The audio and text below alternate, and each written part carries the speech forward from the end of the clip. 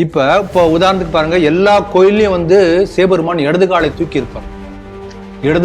இடது பதம் தூக்கி ஆடும் அப்படிதான் பாட்டே வரும். மதுரையில மட்டும் பாத்தீங்கன்னா வலது காலை தூக்கி இருப்பார்.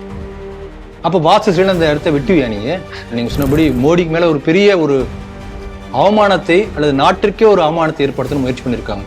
ஏன்னா தமிழ்நாட்டுல பார்க்கலாம், ஒரு கன்னத்துல தட்டுனுக்காக கவர்னர் மன்னிப்பு கேட்டார் கடைசியா. பாவம் வயசான தாத்தா, டபுள் தாத்தா. முக்கியமா கவனிக்கூடி நீங்க சொன்னபடி அந்த மமதா வந்து பெரிய தமிழ்ல வந்து ஒரு இது உண்டு, ஒரு வார்த்தை உண்டு, மமதை அப்படின்னு சொல்லுவாங்க. மமதைனா தெரியும், ஒரு அகங்காரம், ஈகோ, உச்சம், திமிரின் உச்சம். அதனால இந்த மமதாங்கிற பேரை கூட மாத்தி மமதைன்னு பேர் வச்சுலாம் நினைக்கிறேன். அந்த மமதையோட போனாங்க, கோட்லாம் போட்டுட்டு கீப் குவைட்னு சொல்லி உட்கார வச்சுட்டாங்க.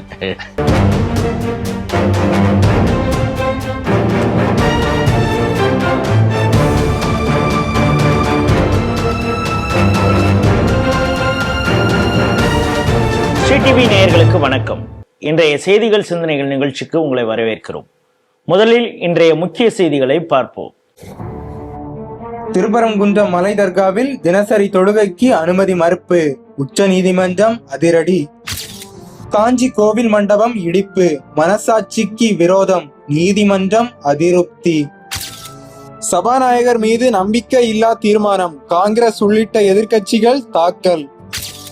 கௌரவ் கோகோ எம்பிக்கும் பாகிஸ்தானுக்கும் உள்ள தொடர்பு குறித்து விசாரணை, ஹீமந்த் பிஸ்வாஸ் பரிந்துரை. எஸ்ஐஆர் நடவடிக்கைக்கு தடை ஏற்படுவதை அனுமதிக்க முடியாது, உச்ச நீதிமன்றம் உத்தரவு.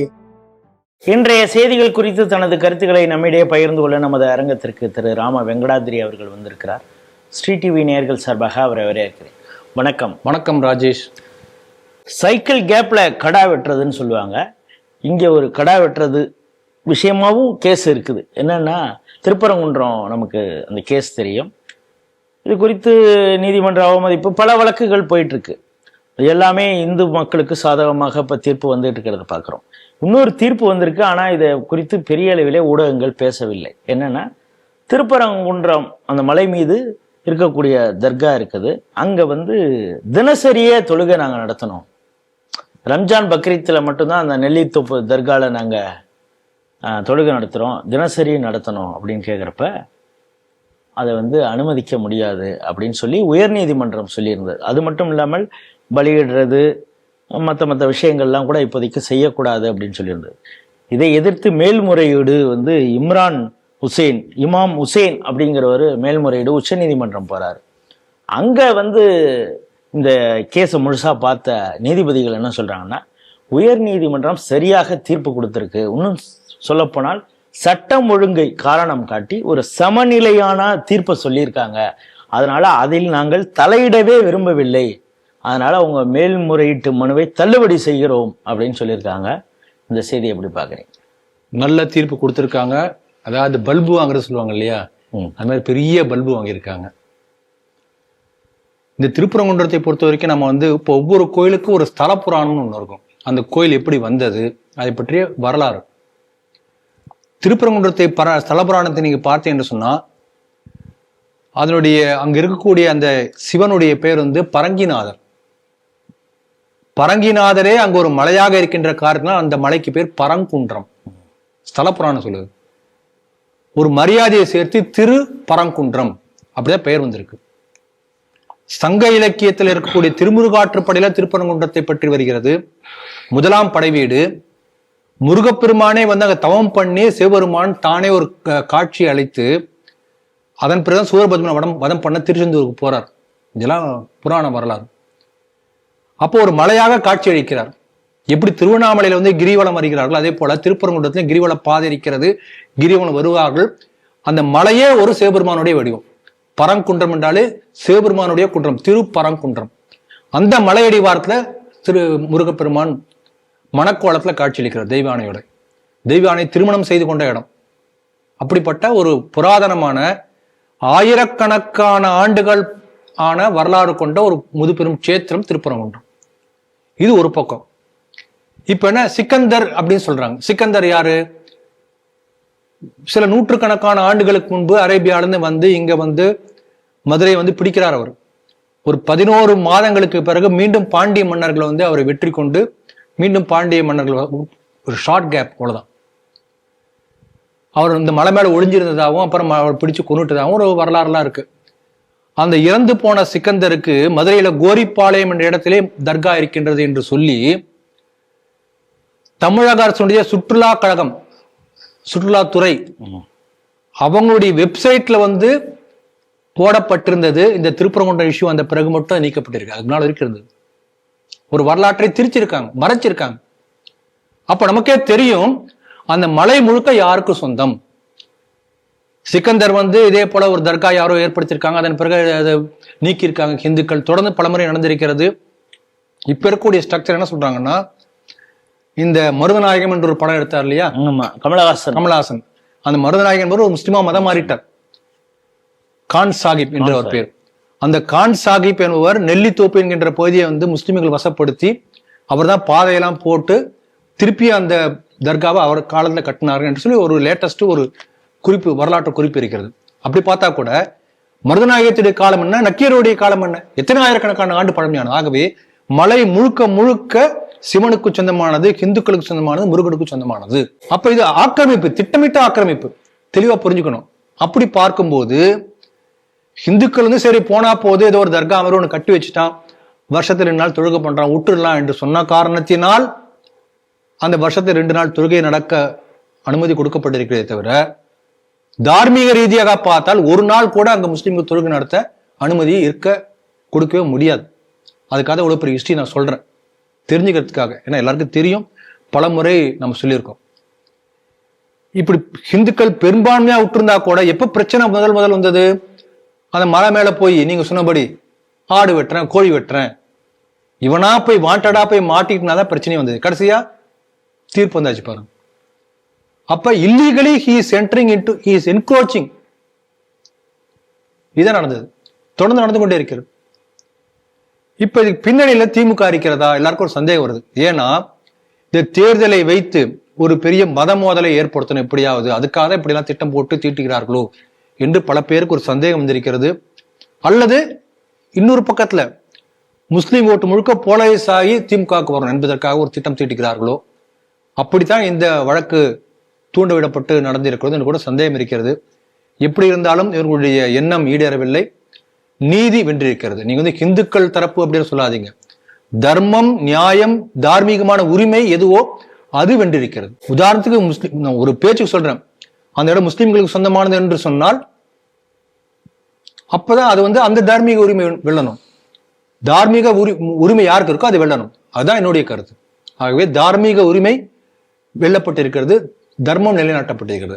இதான் இதில் நான் பார்க்கிறேன். இதுல வந்து பல பேர் வந்து ஊபிக்களே பல பேர் சொல்றாங்க, அவங்க அறியாமலே சொல்லியிருக்காங்கன்னு நினைக்கிறேன். அதை நான் வரவேற்கிறேன். தமிழகத்தின் அயோத்தியா தொடர்ந்து அடிக்கடி சொல்லிட்டு இருக்காங்க. உங்களுக்கு எல்லாம் தெரியும், அயோத்தியாவிலே எப்பொழுது இந்துக்களுக்கு சாதகமான தீர்ப்பு வந்து அந்த கோயில் மீட்கப்பட்டது என்பது உங்களுக்கு தெரியும். அதனால இவங்க எதிர்பார்க்கும்படியே அயோத்தியில் கொடுக்கப்பட்ட தீர்வு தான் திருப்பரங்குன்றத்துக்கும் தீர்வாக அமையும் என்று நான் நினைக்கிறேன். அப்படிப்பட்ட காலம் வரும்போது தான் பெர்மனன்ட் சொல்யூஷன் கிடைக்கும். அது வரைக்கும் இப்படியே போய்கொண்டே இருக்கும். அதனால காலம் பதில் சொல்லும், காத்திருப்போம். ஒரு ஆக்சிடென்ட்டா நடக்கக்கூடிய விஷயத்துல கூட சில சுவாரஸ்யமான விஷயங்கள், சில உண்மைகள்லாம் புலப்படும். நீங்கள் பார்த்தீங்கன்னா திடீர்னு திருட போனவன் வந்து அங்கே இருக்கக்கூடிய ஃப்ரிட்ஜை திறந்து பார்த்து அதில் இருந்த சரக்கு அடிச்சுட்டு அப்படியே கவுந்து அடித்தான். ஊருக்கு போனவங்க திரும்பி வந்த பொழுது அவன் போதையில் இருந்தால் அவனை உடனே போலீஸ்கிட்ட பிடிச்சி கொடுத்தாங்க அப்படிங்கிறது. இப்போ நான் சொல்லக்கூடிய விஷயம் இதுவும் தொடர்பாருன்னு எனக்கு தெரியல, ஆனால் நீங்கள் தான் பார்த்து சொல்லணும். என்னென்னா, காஞ்சிபுரம் பக்கத்தில் சுப்பிரமணிய சுவாமி கோயில் இருக்குது. அது ரொம்ப பழமையான கோயில். அங்கே இப்போ திடீர்னு வாஸ்து சரியில்லை, இந்த கோயிலுக்கே வாஸ்து சரியில்லைன்னு சொல்லி சாஸ்திரப்படி இல்லை அப்படின்னு சொல்லி இடித்து சில புனரமைப்பு வேலையெல்லாம் பண்ணிட்டு இருக்காங்க. இந்த புனரமைப்பு பணியெல்லாம் இந்த இருக்கிற கல்லுகளெல்லாம் வெளியில் கொட்டி வைக்கிறதுனால அங்கே பக்கத்தில் இருக்கிற வீட்டில் இருக்கிறவங்க, இந்த வசந்தா, சண்முகவேல்னு 2 பேர் இண்டிவிஜுவல், அவங்க தான் கேஸ் போட்டிருக்காங்க. இதனால நாங்கள் எங்கள் வீட்டுக்கே போக முடியலைங்க அப்படின்னு அவங்க கேஸ் போட்டிருக்காங்க. அந்த கேஸ் எடுத்து விசாரிச்சா உடனே அச்சாரன்சி தரப்புல அவங்க வந்து அவங்க வந்து என்ன சொல்றாங்க, இல்லை இவங்க மனுதாரர் வந்து இது பொய்யா சொல்றாங்க, இது சரியில்லை அப்படின்னு சொல்றப்ப கோர்ட்டு கேட்குது இது எதற்காக இப்போ இடிச்சிங்க அப்படின்னா, இல்லைங்க வாஸ்து சாஸ்திரப்படி இந்த கோயில் இல்லை அப்படின்னா. அப்புறம் அவங்க இந்த ஃபோட்டோலாம் எடுத்து இந்த ஜட்ஜு பார்க்கும் பொழுது இந்த கோயிலே ரொம்ப பழமையானது மாதிரி இருக்கு, புராதனமானது மாதிரி தெரியுது, இதில் எல்லாமே அற்புதமான கட்டடக்கலையோட கட்டியிருக்கிறாங்க. இப்போ நீங்கள் இதை இடிச்சிருக்கீங்க, இது மாதிரி கட்டுறதுக்கு இப்போ கொத்தனாரே கிடையாது, நீ எந்த அடிப்படையில் நீ இடிச்ச? இப்போ எனக்கு வந்து நீ இது எத்தனை வருஷத்தையான கோயில், இதில் என்ன பிரச்சனை இருந்தது, நீ அதனால புனரமைப்பு பணி பண்ற, எல்லா டீட்டெயிலையும் எனக்கு இப்போ கொடு.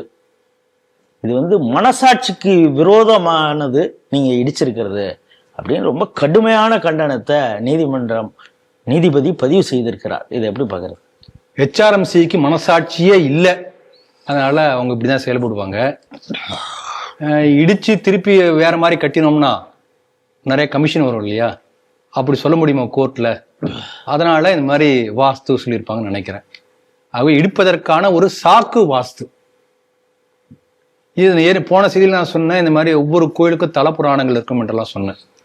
அதே போல ஒரு கோயில் ஏன் மண்டபம் வந்திருக்கிறது, இங்க ஏன் நந்தி இருக்கு? இப்போ உதாரணத்துக்கு ஒரு கோயில் வந்து சிவனுக்கு எழுத்து மாதிரி நந்தி இருக்கும், சில கோயில் நகுந்து இருக்கும், அதுக்கு ஒரு புராண கதை இருக்கும், அந்த ஸ்தலத்துடைய கதை இருக்கும். நீ வாஸ்து சிலையில் இடிப்பிய போய் அந்த கோயில்ல அப்படி பண்ண முடியாது. சில கோயில வந்து சாமியே திரும்பி இருப்பாரு, ஜன்னல் வழியா, இப்படியே பல விதமான ஏற்பாடு இருக்கும். அப்ப ரெகுலரா ஒரு ஜென்ரலா ஒரு ஆலயத்தை எப்படி வாஸ்து இருக்கணுமோ, ஒரு ஆகமம் எப்படி இருக்கணுமோ, சில கோயிலுக்கு மாறிதான் இருக்கும். அதுக்கு சில காரணங்கள் இருக்கலாம்.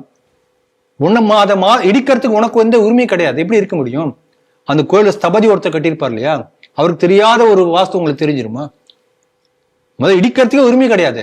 ஹெச்ஆர்எம்சிக்கு எங்க உரிமை இருக்கு? கோயில பாத்தீங்கன்னா இப்ப தஞ்சாவூர் கோயில இந்த புனரமைப்பு வேலை சில இது பண்றேன்னு சொல்லிட்டு கல்வெட்டெல்லாம் சேதம் பண்ணிட்டாங்க. இப்ப திரும்ப தொல்லியல் துறையை வந்து படி எடுத்துக்கிட்டு இருக்காங்க.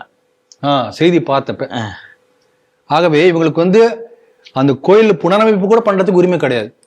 வரவு செலவு கணக்கு பார்ப்பதை தவிர வேற எந்த வேலையுமே வந்து ஹெச்ஆர்எம்சி கோயில் நிர்வாகத்தை செய்ய முடியாது என்பதுதான் ஹெச்ஆர்எம்சி எழுதி வைத்திருக்க சட்டமே சொல்லுது. அப்ப எப்படி இதெல்லாம் பண்ண முடியும்? இப்போ உதாரணத்துக்கு பாருங்க, எல்லா கோயிலையும் வந்து சிவபெருமான் இடது காலை தூக்கி இருப்பார். இடது பதம் தூக்கி ஆடும் அப்படிதான் பாட்டே வரும். மதுரையில மட்டும் பாத்தீங்கன்னா வலது காலை தூக்கி இருப்பார். அப்ப வாஸ்து சில அந்த இடத்த வெட்டுவியா நீ? அந்த கோயில் தலா வரலாறு என்ன சொல்லுது? அந்த பாண்டிய மன்னன் போய் சிவனை பார்த்து மனம் உருகி கேட்கிறான், ஐயோ உன் கால் வலிக்குமே, எங்க ஊர்ல மட்டும் நீ வந்து வலது கால் தூக்கி ஆடுன்னு வேண்டுகிறாராம். சரின்னு சொன்னாராம். அப்ப அந்த ஊர்ல மட்டுமே நடராஜர் வலது கால் தூக்கி இருப்பார். அப்படி ஒரு வரலாறு இருக்கு. அப்ப நீங்க சொல்லக்கூடிய வாஸ்து என்பது அந்த ஒவ்வொரு கோயிலுடைய ஸ்தல புராணத்துக்கு ஏற்ப மாறி இருக்கலாம். அது நீங்க அதை போய் கொஸ்டின் பண்றது நீங்க யாரு இல்லையா? பாரம்பரியமான கோயில் சொல்றீங்க, அந்த மாதிரி பண்ணவே முடியாது. அதனால இது வந்து உண்மையிலே ஒரு பெரிய தவறு, கிரிமினல் குற்றம் பண்ணியிருக்காங்க. இதே போல வந்து பாருங்க, கோயில் இடிப்பு நாம் பலமுறை பார்த்திருக்கோம். கோயில இடிச்சு வந்து கிட்டத்தட்ட 100கணக்கில் கோயில்களை இடிச்சிருக்காங்க, சோறு இடிச்சிருக்காங்க திமுக ஆட்சிக்கு வந்த பிறகு என்று அண்ணாமலை அவர்கள் கூட சமீபத்தில் ஒரு பேட்டியில சொன்னார். அப்ப என்னன்னா, பல இடங்கள்ல பாத்தீங்கன்னா ஒரு நீர்நிலை கரை ஓரமா வந்து ஒரு இன்ச்சு 2 இன்ச்சு 1 அடி 1/2 அடி தள்ளி கட்டிட்டாங்க அப்படின்னு சொல்லி உடனே பிடபிள்யூடி பொதுப்பணித்துறையோ ஏதோ ஒண்ணு சொல்லியிருப்பான். உடனே அதை இடிக்க சொல்லியிருப்பாங்க. மறுநாள் போய் அந்த கோயில் இடிச்சிருவாங்க. அந்த 100கணக்கான கோயில்கள்ல ஒரே ஒரு கோயிலுக்கு கூட ஹெச்ஆர்எம்சி அப்பீலுக்கு போயிருக்கா பாருங்க, மேல்முறையீடு போயிருக்கா? கோயிலை காப்பாற்ற வேண்டியது இவங்க தானே. இல்லப்பா என்ன ஒரு இன்ச்சு தானே நாங்க பாக்குறோம், ஏதோ ஒண்ணு சொல்லுங்களேன். திருப்பரங்குன்றம் வந்தப்ப என்ன பண்ணீங்க? கள்ளத்தி மரத்துல கொடி கட்டினது கூட கண்டுக்காம இருந்தீங்க. அங்க தீபத்தூணில் தீபம் ஏற்ற வேண்டும் என்று கோர்ட் ஜட்ஜு உத்தரவு கொடுத்த பிறகும் கூட அதை பண்ணாம மேல்முறையீடு பண்றாங்க. அப்ப கோயிலை காப்பாற்ற வேண்டிய அருகதையை இந்த ஹெச்ஆர்எம்சி இழந்து விட்டது. தெளிவா தெரியுது. தொடர்ந்து கோர்ட் பலமுறை சொல்லிக்கிட்டே இருக்கு. நாம வாரத்துக்கு 2-3 செய்தி ஹெச்ஆர்எம்சி பத்தி நம்ம பேசுறோம். எல்லா செய்தியிலையும் HRMC is not functioning its duty in temples தெளிவா சொல்லியிருக்காங்க. ஆகவே ஹெச்ஆர்எம்சியை அரசே ஆலயத்தை விட்டு வெளியேறு என்ற அந்த கோரிக்கையை திரும்ப வலியுறுத்துகிறோம். அந்த கோயில் நலம் விரும்பக்கூடிய அப்படிப்பட்ட பக்தர்கள் கையில ஒவ்வொரு கோயிலும் ஒப்படைக்கப்படணும். அப்பதான் இந்த இதுக்கான தீர்வு சரியா வரும். அதனால இப்ப இதை பொறுத்த வரைக்கும் இந்த இடிப்பது என்பது ஒரு பெரிய கிரிமினல் குற்றம். அவங்க சொன்னபடி திருப்பி அந்த மாதிரி எப்படி கட்ட முடியும்? அதுக்கான கொத்தனாரே கிடையாதுன்ட்டு. யாருமே கிடையாது. இப்ப மதுரை மீனாட்சி அம்மன் கோயிலை போல எத்தனை 1000 கோடி கொடுத்தாலும் அதே போல இன்னொரு கோயில் நீங்க கட்ட முடியுமா? பல ஆயிரக்கணக்கான 10,000 கோடி கொடுத்தாலும் கூட இன்னொரு ராமேஸ்வரம் கோயில் கட்டவே முடியாது. அதுக்கான ஆளே கிடையாது. அப்ப எந்த அளவுக்கு பொத்தி பொத்தி பாதுகாக்கணும். மேல் நாடுகள்ல 50 வருஷம் 100 வருஷம் ஆன ஸ்ட்ரக்சர்லாம் பெருமையா அதை வந்து அப்படி பாதுகாத்து அவ்வளவு பண்றாங்க. ஆயிரக்கணக்கான ஆண்டுகளாக இன்னும் பெயர் சொல்லி இருக்கக்கூடிய இந்த ஸ்ட்ரக்சர்ஸ், இந்த கோயில்கள், இதை பத்தி ஒரு அக்கறை இல்லாம அந்த சிலையை குடையிறது, அங்க வந்து பல்பு சுருக்கிறது, ட்ரில் பண்றது எப்படி இருக்காங்க பாருங்க. அதனால இந்த இழித்த அதிகாரிகள் மீது ஒரு கிரிமினல் நடவடிக்கை அது. அவர்களை உள்ள ஜெயில போடணும். நம்ம பலமுறை சொல்லியிருக்கோம், இந்த HRMC பொறுத்த வரைக்கும் மற்ற துறைகள் ஏதாவது தவறு செய்யும் போது கோர்ட் என்ன சொல்லுது? தண்டனை கொடுக்குது, தீர்ப்பு வழங்குது. ஆனால் இந்த HRMC பொறுத்த வரைக்கும் இந்த மாதிரி ஏதாவது தவறு செய்யும் போது கண்டனம் தெரிவிக்கிறது. அப்ப எப்படி அது சரியாகும்? ஆகவே இவர்களுக்கு தண்டனை கொடுக்கப்பட வேண்டும்.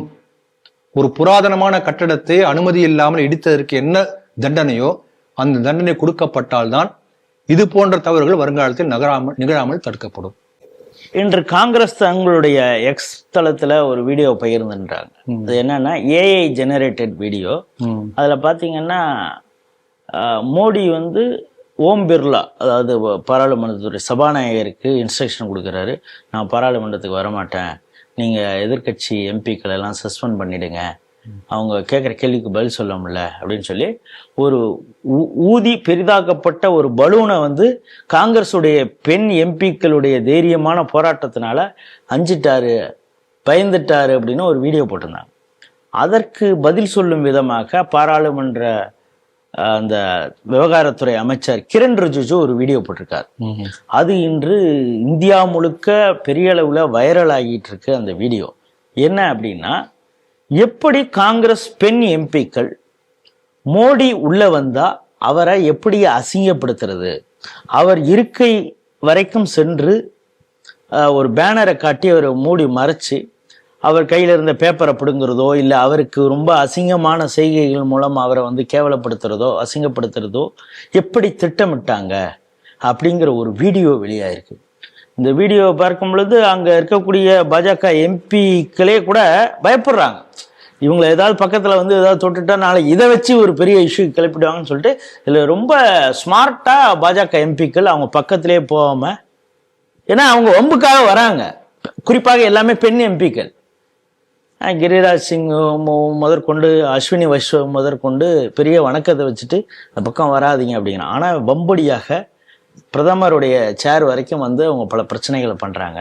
இந்த அதிர்ச்சிகரமான வீடியோ மூலம் இவங்க எந்த அளவுக்கு ஒரு சதி திட்டம் திட்டாங்க அப்படின்னு. அதனாலதான் இப்போ ஒரு 13 பேர் அடங்கிய பாஜக பெண் எம்பிக்கள் ஓம் பிர்லாவுக்கு ஒரு கடிதம் எழுதி இவர்கள் மீது வந்து கடுமையான தண்டனை நீங்க கொடுக்கணும், பாராளுமன்ற சட்ட விதிகளுக்கு உட்பட்டு அப்படின்னு இருக்காங்க. இந்த உண்மை வெளிவந்துருச்சு அப்படிங்கிற ஒரு பதற்றத்துல எப்படின்னா, இவர் வந்து ஒருதலை பட்சமாக ஓம் பிர்லா செயல்படுகிறார், எங்க மீது நடவடிக்கை எடுக்கிறார், அதனால இவரை வந்து நம்பிக்கையில்லா தீர்மானம் நாங்க கொண்டு வர இருக்கோம்னு காங்கிரஸ் சொல்றாங்க. இதை எப்படி பாக்குறீங்க? அதாவது திருப்பரங்குன்ற விவகாரத்துல GR சாமிநாதன் மீது இம்பீச்மெண்ட் கொண்டு வர முடிவு பண்ணாங்க. கடைசியா இவங்களுக்கே வந்து கோர்ட் 2 பேர் பெஞ்சு அடுத்து என்ன கேஸ் போட்டாலும் அப்பீல், மறு அப்பீல், சுப்ரீம் கோர்ட் எது போனாலும் இவங்க தரப்புல அநியாயம் இருக்கின்றது என்று எல்லா தீர்ப்பு தெளிவா வந்து கொண்டிருக்கிறது. அதனால இப்ப சபாநாயகர் மேல இம்பீச்மெண்ட் ஒரு குறுக்கு வழி. நீங்க பாருங்க, இன்றைக்கு டெக்னாலஜி வளர்ந்தாச்சு. நீங்க ஒரு வீடியோவை வந்து வீடியோவோ போட்டோ எதுவாக இருந்தாலும் சரி AI ஜெனரேட் பண்ணிலையோ, அல்லது ஒரு நார்மல் ஒரிஜினல் வீடியோ இருந்தாலோ, அல்லது ஒரு வீடியோல வந்து சவுண்டை வந்து உள்ள மெர்ஜ் பண்ணி இப்படி எது பண்ணாலுமே அதை கண்டுபிடிக்கக்கூடிய அளவுக்கு சைபர் டெக்னாலஜி நல்லா வளர்ந்துருக்கு. ஏமாத்த முடியாது. நீங்க போலித்தனமா ஒரு வீடியோ வந்து தற்காலிகமா பொதுமக்களுக்கு காட்டி ஏமாத்தலாமே ஒழிய சைபர் செக்யூரிட்டி மூலம் அதை ஆராய்ச்சி பண்ண தெளிவா தெரிஞ்சு போயிடும். AI ஜெனரேட்டடா, ஒரிஜினலா, டூப்ளிகேட்டான். இத்தனைக்கு பார்லிமெண்ட்ல 345க்கு மேல CCTV கேமரா இருக்கு. அத்தனை கேமராக்கள் இருக்கும் போதே இந்த அளவுக்கு வந்து சதி திட்டம் தீட்டி இருக்காங்க என்று சொன்னால் எந்த அளவுக்கு உங்களுக்கு ஒரு வன்மம் இருக்கணும் பாருங்க. அப்ப முழுக்க உங்க நோக்கம் என்னவா இருக்கு? ஏதாவது ஒரு வகையில பாராளுமன்றத்தை முடக்கணும். அந்த அளவுக்கு ஒரு வன்மம், ஒரு வெறி. பாராளுமன்றம் நடக்கணும், பல திட்டங்கள் அரசாங்கம் கொண்டு விவாதம் நடத்தணும், பாசிட்டிவா பேசணும். அரசுக்கு ஆக்கப்பூர்வமான உதவி செய்யணும், மக்களுக்கு நலனுக்காக பயன்படணும், இப்படியா நோக்கம் இல்லை. எப்படியாவது பிரைம் மினிஸ்டர் அவமானப்படுத்தணும், அசிங்கப்படுத்தணும், இப்படிதான் இருக்கு. இதுக்கு எம்பி ஆயினா எவ்வளவு கேவலமா இருக்கு பாருங்க. அதுல இது என்ன சொல்றாங்கன்னா, இவர்கள்லாம் உட்காந்து அன்னைக்கு மோடி வர அன்னைக்கு 3 மணிக்கு உட்காந்து ரகசியமா 10 பேர் உட்காந்து பேசியிருக்காங்க. அதுவும் சிசிடிவி காட்சியில பதிவாயிருக்கு. தனியா உட்காந்து பேசியிருக்காங்க.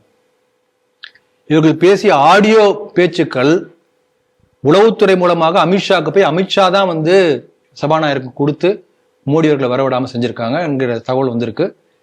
இப்ப பாருங்க, அந்த ஆக்சுவல் நடந்த வீடியோ என்ன வெளியிட்டு இருக்காங்க. பார்லிமெண்ட்டுக்குள்ளார் எதுக்கு 10 அடி நீட ஒரு பிளெக்ஸ் பேனர் கொண்டு வரணும்? அது எப்படி முதல்ல உள்ள எடுத்துட்டு வந்தாங்க? எப்படி முதல்ல எடுக்க இவ்வளவு திருட்டுத்தனம் பாருங்க. அது திருட்டுத்தனமா கொண்டிருக்காங்க. அந்த பிளெக்ஸ் பேனர் எப்படி உள்ள வர முடியும்? கொண்டு அதை எடுத்துட்டு வந்து மறைக்க முயற்சி பண்றாங்க. அந்த டைப்பை வந்து காசா டைப் இது அப்படிங்கிறாங்க. காசால இது போன்றுதான் வந்து குழந்தைகளையும் பெண்களையும் முதல்ல முன்னால காட்டிட்டு வந்து பெண்களை கேடயமாக பயன்படுத்தி ஒரு பெரிய தாக்குதல் நடத்த ரகசிய திட்டம் காங்கிரஸ் தீட்டி இருக்கிறது. அது என்ன திட்டம் என்பது போக போக தெரியும். இப்ப அது அம்பலமாயிருக்கிறது. அதனால என்னன்னா, ஒண்ணு அவங்களை கெரோ பண்ணி பிரைம் மினிஸ்டர் வந்து ஏதாவது பண்ண முயற்சி பண்ணிருக்கலாம், அல்லது அவர் வந்து ஒரு பாலியல் அவர் மேல போய் மேலும் விழுந்தா கூட சரி, பாலியல் வன்முறை நடந்ததுன்னு பேசலாமே. இல்ல அது ஒண்ணு. அதை விட நீங்க இப்ப இது ஒரு பக்கம் நீங்க சொல்ற ஒரு குற்றச்சாட்டு. இன்னொரு பக்கம் நான் என்ன பாக்குறேன்னா, பாஜக பொறுத்தளவு பிரதமர் நரேந்திர மோடிங்கிறது ஒரு பொக்கிஷம். அவர் உலக லெவல்ல ஒரு ஐக்கானாக ஒரு மிகப்பெரிய ஆளுமையாக இருக்கிறாரு. அவருக்கு ஏதாவது பிரச்சனைனா பாஜக எம்பிக்கள் எப்படி சும்மா இருப்பாங்க? அவங்க இவங்க மேல ஏதாவது பண்ணிட்டு அடிச்சுட்டாங்க, ஏதாவது அந்த இடத்துலயே ரகலை பண்றாங்கன்னு வச்சுங்க, எதிர்த்தாக்குதல் தடுக்கிறதுக்காக எதிர்த்தாக்குதல் பக்கம் ஃப்ரண்ட்ல வர்றது எல்லாமே பெண்கள். அதை வச்சு இவங்க எப்படியெல்லாம் பிரச்சனையை ஏற்படுத்தலாம், அவங்கள பலிகடா அந்த பெண் எம்பிக்களை எப்படி பலிகடா ஆக்கலாம்னு ராகுல் யோசிச்சிருக்காரு. ஏதாவது ஒரு அசம்பாவியம் நடந்தா உடனே பேசுவதற்காக நியூயார்க் டைம்ஸ்ல பேட்டி கொடுக்கறதுக்கான அறிக்கை கூட ரெடியா வச்சிருந்திருக்கலாம், தெரியுமா நமக்கு? ஆகவே இந்த அளவுக்கு கீழ்த்தரமாக அருவருக்கத்தக்கக்கூடிய அளவுல ஆபாசமாக மிக மோசமாக நம்ம பாராளுமன்ற ஹிஸ்டரியிலேயே உலகத்திலேயே கூட சொல்ல முடியும், இந்த அளவுக்கு மோசமா யாருமே இருந்தது இல்லை. அதனால இவங்க மேல மிக மிக மிக கடுமையான நடவடிக்கை எடுக்கணும். ஆரம்பத்திலிருந்து இந்த கூச்சல் போட்டு கண்ணா அப்பனான்னு கத்திட்டு இருக்கும் போதே இந்த ரவுடித்தனமா பண்ணியிருக்காங்க. அப்பயே குண்டு கட்டா தூக்கி வெளியே எறிஞ்சா இந்த பிரச்சனை வந்திருக்காது. அதனால இது இம்பீச்மெண்ட்லாம் பண்ண முடியாது.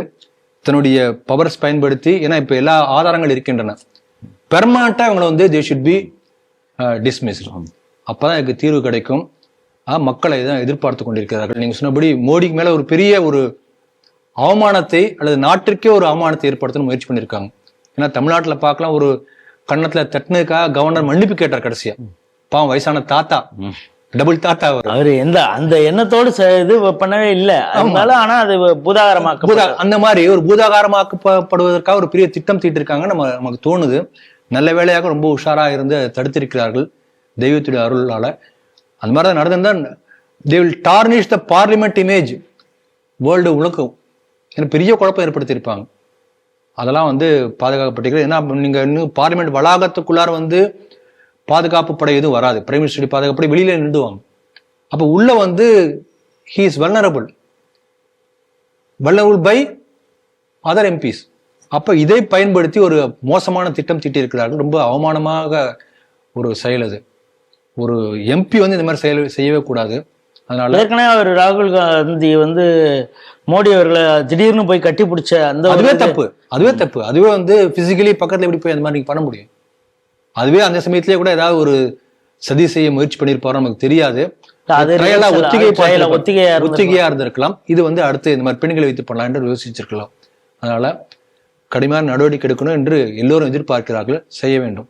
இந்த பாராளுமன்றத்துல பேசும்போது பல பேர் எமோஷனலா பேசுவாங்க.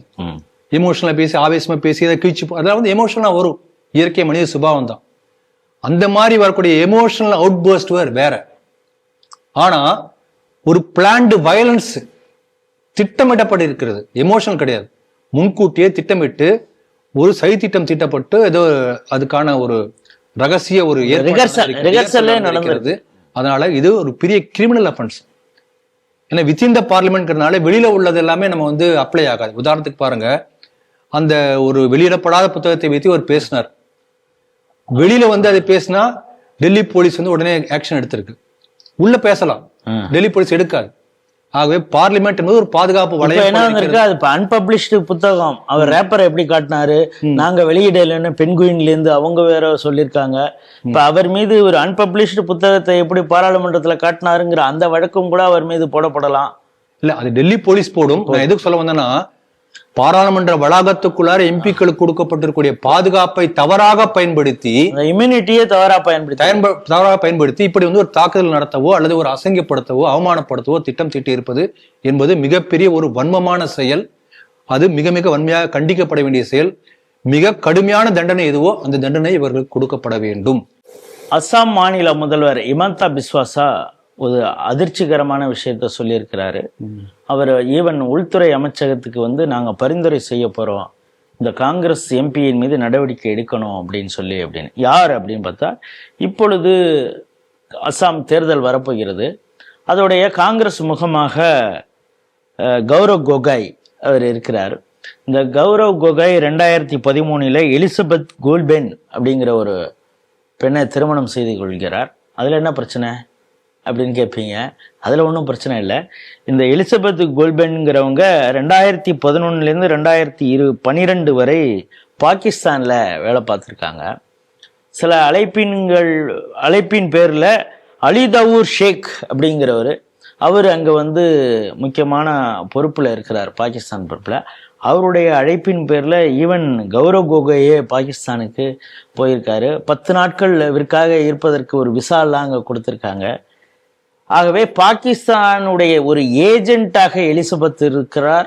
அவருடைய ஹஸ்பண்ட் நம்ம நாட்டை சேர்ந்த கௌரவ் கோகோய் இருக்கிறார். இவங்க என்ன சதி அப்படின்னா, இவங்களுக்குள்ளார என்ன தொடர்பு அப்படிங்கிறதெல்லாம் முழுமையாக விசாரிக்கப்பட வேண்டும். இதற்காக நாங்கள் உள்துறைக்கு பரிந்துரை செய்ய இருக்கிறோம் அப்படின்னு ஹிமந்தா பிஸ்வாசா சொல்லியிருக்காரு. நீங்கள் எப்படி பார்க்குறீங்க? அது சரியான பரிந்துரையாக தான் பார்க்குறேன். ஏன்னா பாருங்க, ராகுல் காந்தி அவரை பற்றி சொல்லும்போது கூட அவருடைய வெளிநாட்டு பயணம் ரகசியமாக வைக்கப்பட்டிருக்கிறது. எந்த ஊருக்கு போறாரு, எத்தனை நாள் இருக்காரு, எங்கெங்க போனார் யாருக்குமே தெரியாது. அப்படி ரகசியமா இருக்கும்போது நமக்கு சந்தேகம் வருது.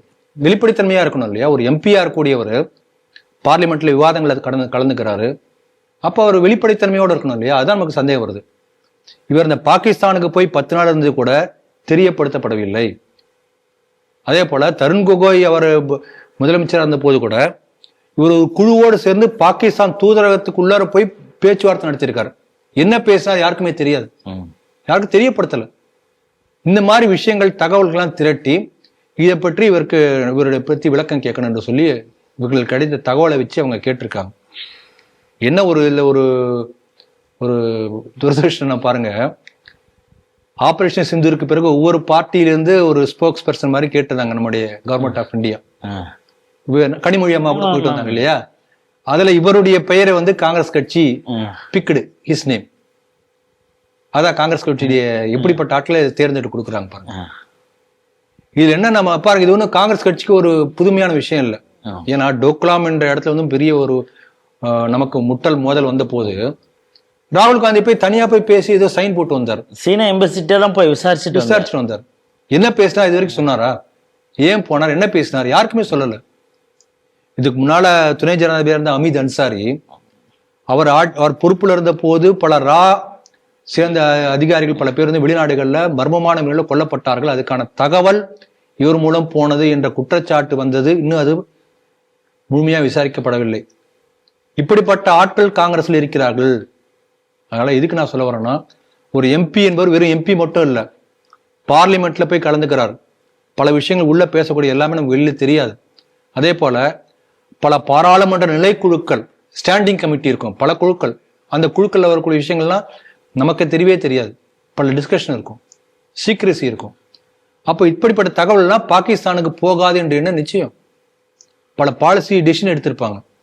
அந்த டெசிஷன் இம்ப்ளிமெண்ட் பண்ண பிறகுதான் பொதுமக்களுக்கே தெரியும். அப்படி பல விஷயம் இருக்கும் இல்லையா? அது முன்னாடியே எதிரி நாடுகளுக்கு போயாச்சுன்னா பாதிப்பு வரும் இல்லையா? அதுக்காக சொல்லாம இருப்பாங்க. அப்போ இதெல்லாம் வந்து ஒரு பெரிய ஒரு வல்னரபிள் சில லீக்கேஜ் பாயிண்ட்ஸ் மாதிரி. அதனால அவர் சொன்னது சரி என்று கருதுகிறேன். மத்திய உள்துறை அமைச்சகம் சரியான நடவடிக்கை எடுத்து அதை பற்றி மேலும் விசாரிக்கணும் என்று எதிர்பார்க்கிறோம். எஸ்ஐஆர் நமக்கு தெரியும். இதை எதிர்த்து ஈவன் திமுக கூட சுப்ரீம் கோர்ட் வரைக்கும் போணுச்சு. இதில் வித்தியாசமாக மேற்கு வங்கம் மம்தா பானர்ஜி நானே ஆஜராவேன் அப்படின்னு சொல்லிட்டு கோட்டெல்லாம் போட்டுக்கிட்டு அந்த அம்மா வந்தாங்க. ஆனரபிள் லார்ட்ஷிப்னு கத்திக்கிட்டு இருந்தது அந்த அம்மா.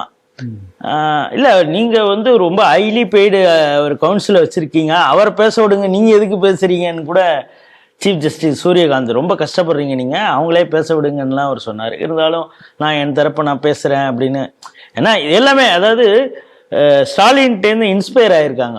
அதாவது திராவிடத்தை தெற்கிலிருந்து ஒரு சூரியனுங்கிறாங்கல்ல, அது மாதிரி இங்கேருந்து எதை கற்றுக்கிட்டாங்க அப்படின்னா ஃபோட்டோ ஷூட் பண்ணுறது. தானும் கோர்ட்டில் அந்த எஸ்ஐஆருக்காக போராடினு காட்டுறதுக்காக அந்த அம்மா பண்ணுச்சு. கடைசியில் அவங்க என்ன சொல்லியிருக்காங்க, எஸ்ஐஆர் பண்ணுறாங்க, அதில் சில பேர் நீக்கிறாங்க, சில பேர் சேர்க்குறாங்க, அதுக்கான டைம்லாம் அவங்க கொடுக்குறாங்க.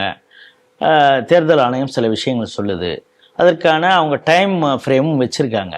ஆனால் இந்த எஸ்ஐஆரை செய்யவே வரக்கூடாது அப்படின்னு தடுக்கிறதுங்கிறத எங்களால் ஏற்றுக்கொள்ள முடியாது.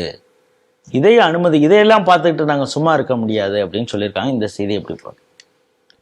சுப்ரீம் கோர்ட் மிக தெளிவாக very very very clear message, 100% clear message அழகா சொல்லியிருக்காங்க. இந்த எஸ்ஐஆர்ல பல குளறுபடிகளை சரிப்படுத்துவதற்காக இந்த எஸ்ஐஆர் வந்திருக்கு. இந்த மேற்கு வங்கத்திலே பாருங்க, ஒரு அப்பாவுக்கு 380க்கு மேற்பட்ட குழந்தைகள். எப்படி இருக்க முடியும்? சாத்தியமே இல்லை இல்லையா? ஆனா அந்த மாதிரி இருக்கு. இந்த மாதிரி ஒரு உதாரணம். அப்ப mismatch of name and father name, father ஏஜுக்கும் குழந்தைகள் ஏஜுக்கும் சம்பந்தமே இல்லாம இருக்கும். மிஸ்மேட்ச் அந்த மாதிரி இருக்கவே முடியாது. அந்த மாதிரி இந்த மாதிரி 1-2 இல்லை, இந்த மாதிரி லட்சக்கணக்கான என்ட்ரிஸ் இந்த மாதிரி வந்திருக்கு. அப்ப இதெல்லாம் சரிப்படுத்தக்கூடிய பொறுப்பு வந்து தேர்தல் கமிஷனுக்கு இருக்கிறது. Duplicate voters. ஆகவே சரியான முறையான வாக்காளர்கள் தேர்தலில் போய் ஓட்டு போட்டு ஜெயிக்கப்படணும் அந்த எம்எல்ஏக்கள். அதுதான் நல்லது, நாட்டுக்கு நல்லது. சரியான முறையில் நடக்கக்கூடிய தேர்தல், அதுக்கான ஒரு முறையான ஒரு களை எடுக்கும் தான் எஸ்ஐஆர் என்பதை தெளிவாக அந்த சுப்ரீம் கோர்ட் சொல்லியிருக்காங்க. இது முக்கியமாக கவனிக்கூடி நீங்க சொன்னபடி அந்த மமதா வந்து பெரிய தமிழ்ல வந்து ஒரு இது உண்டு, ஒரு வார்த்தை உண்டு, மமதை அப்படி சொல்லுவாங்க. மமதைனா தெரியும், ஒரு அகங்காரம், ஈகோ, திமிரின் உச்சம். அதனால இந்த மமதாங்கிற பேரை கூட மாத்தி மமதைன்னு பேர் வச்சுலாம் நினைக்கிறேன். அந்த மமதையோட போனாங்க, கோட்லாம் போட்டுட்டு கீப் குவைட்னு சொல்லி உட்கார வச்சுட்டாங்க. பேசுறதுல உளறிட்டு இருக்க கமலஹாசன் மாதிரி பேசுற. கமலஹாசன் வந்து எப்படி நம்ம பார்ட்டில பேசுறாரோ அந்த மாதிரி பேசிட்டு இருக்கீங்க, உட்காந்துட்டாங்க. அதனால இவங்க யாரும் எக்ஸ்போஸ் பண்ணிட்டாங்க இவங்களை. இது என்ன அவங்க சொல்லியிருக்காங்கன்னா, இது வந்து இவங்க வெஸ்ட் பெங்காலுக்காக போய் சொன்னாங்க. வெஸ்ட் பெங்கால் மட்டும் இல்லை, எல்லா மாநிலங்களிலும் யாருமே தடுக்க முடியாது, ஒத்துழைப்பு கொடுங்க அப்படி தெளிவா சொல்லியிருக்காங்க. அதே போல அந்த வெஸ்ட் பெங்கால்ல இந்த பணியை செய்ய போன தேர்தல் அந்த அதிகாரிகளை வந்து தாக்கி இருக்கிறார்கள். அவங்க மேல ஏன் நடவடிக்கை எடுக்கலை என்று பார்த்து கேள்வி கேட்டிருக்காங்க. அந்த டிஜிபிக்கு நோட்டீஸ் விட்டுருக்காங்க, அதுக்கு விசாரணை சொல்லியிருக்காங்க. இன்னும் ஒரு 7 நாள் நாங்கள் கெடு கொடுக்குறோம் எக்ஸ்ட்ரா, அதுக்குள்ள இந்த எஸ்ஐஆர் அப்டேட் பண்ணி ஆகணும் என்று சொல்லியிருக்காங்க.